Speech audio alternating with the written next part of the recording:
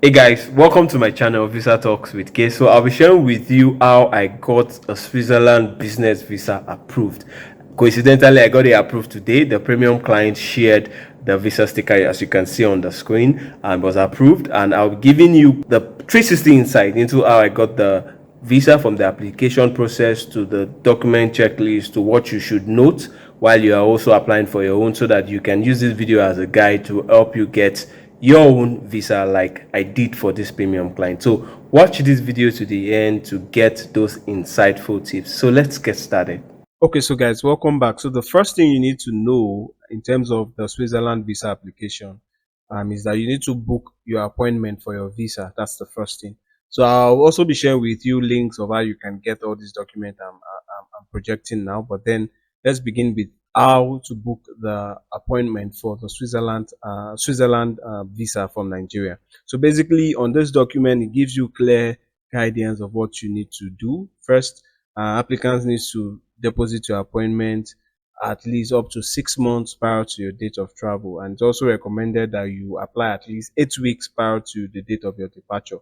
So the procedure actually takes 15 days, 15 calendar days for the decision to be made. So the first thing is to send a mail to the us.visa.eda.admin.ch, and these are the details you will be sending. Like I'd mentioned, this visa is actually a business visa, but then you also use this booking system to apply for your visiting visa, your tourism visa, and what have you. So this is kind of the general appointment booking system. So if you also want to study, I think in the in Switzerland, I think this is also what you actually do. So you guide them and send them a mail using the following templates like I had mentioned.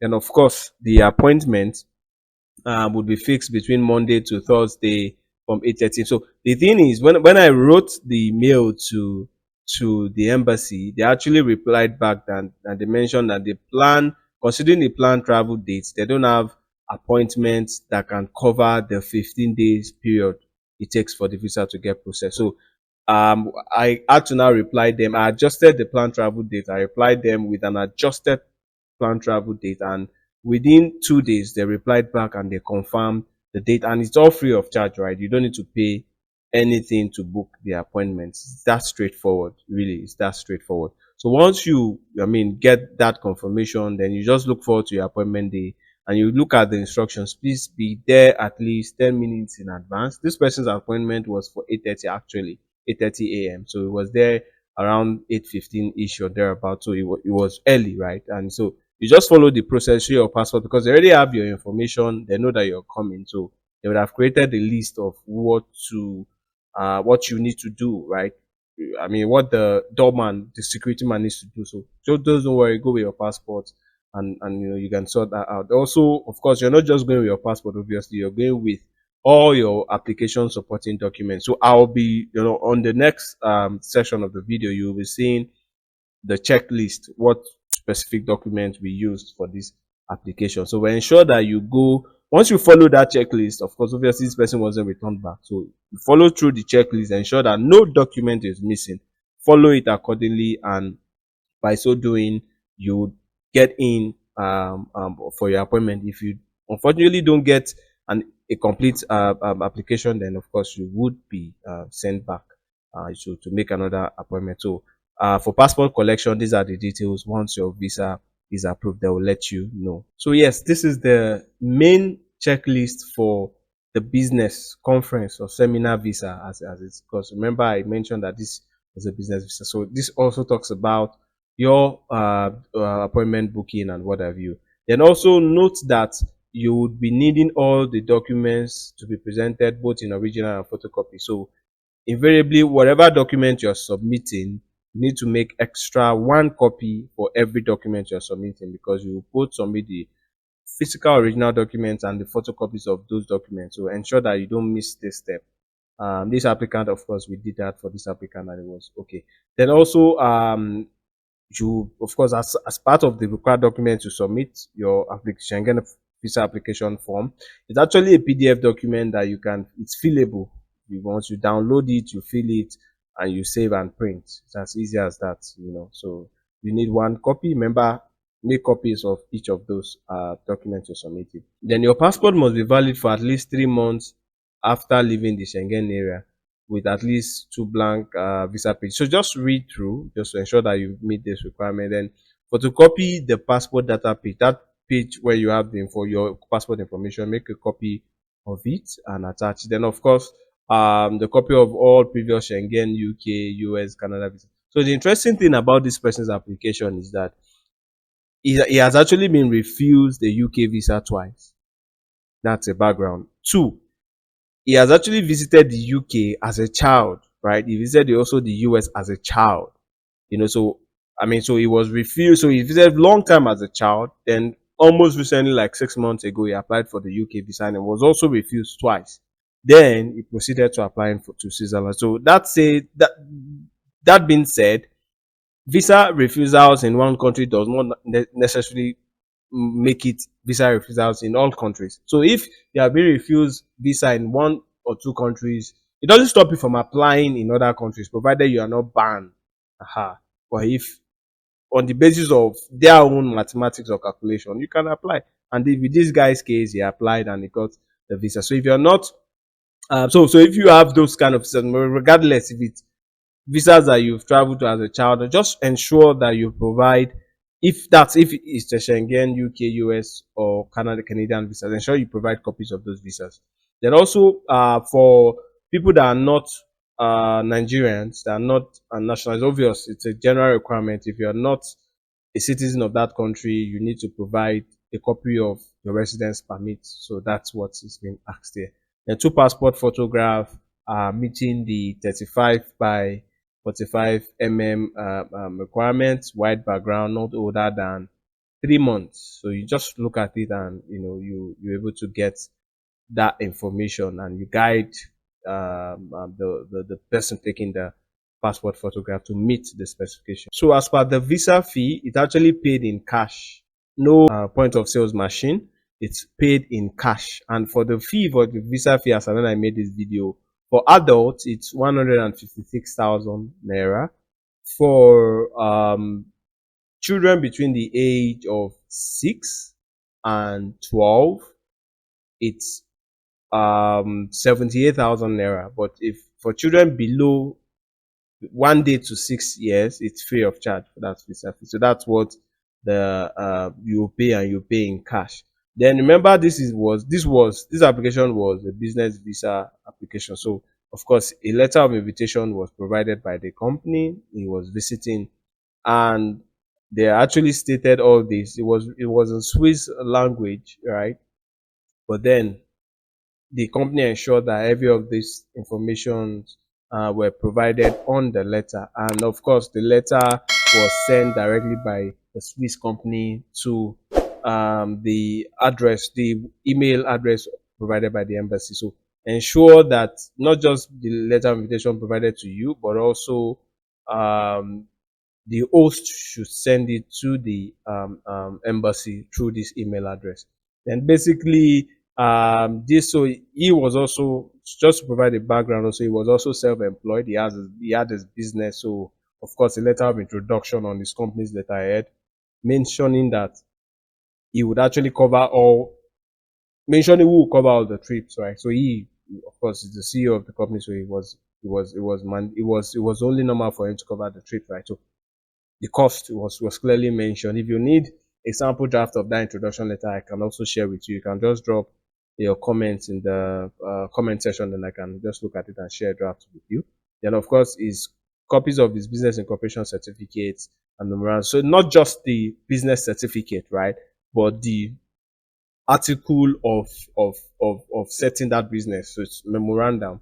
So that's where you shows that it shows the owner, or the name and the details of the business owners, the director, all those details. So we didn't just submit the business certificate. We also attached the document that shows that he is the owner of the company. So really mark that strongly. So of course, I know now in Nigeria it's digital, so this might not have applied. So what we just did was just to download the digital copy of the certificate, and we attached it, and it wasn't a problem, right? But then for most persons that have original CAC certificate document, not the recent one that have the barcode, you go with your original and you also make copies. The photocopies will be taken and the originals will be returned to you. Then for the bank statement, two bank statements were used.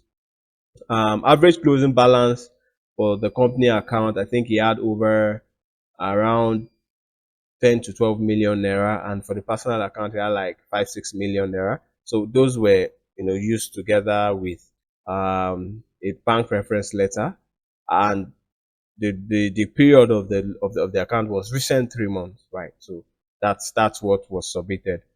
Just to make clarification. But of course, if you are employed, then of course, introduction letter from your employer, indicating your start date of employment, annual salary, the granted leave period, the resumption date, and who's covering the trip. These are critical things that needs to be mentioned on the introduction letter for someone that is employed. Salary pay slips are 3 months. Personal bank statement also 3 months, and this personal bank statement must reflect the salary. So it has to be your salary account, basically. That has been mentioned there clearly. If you are non-employed, if you're retired, you can also follow through with this um, requirement. Then we also provided, of course, confirmable hotel reservations. So we, of course, did that booking with credit card, and we were able to reserve that, and we presented. Then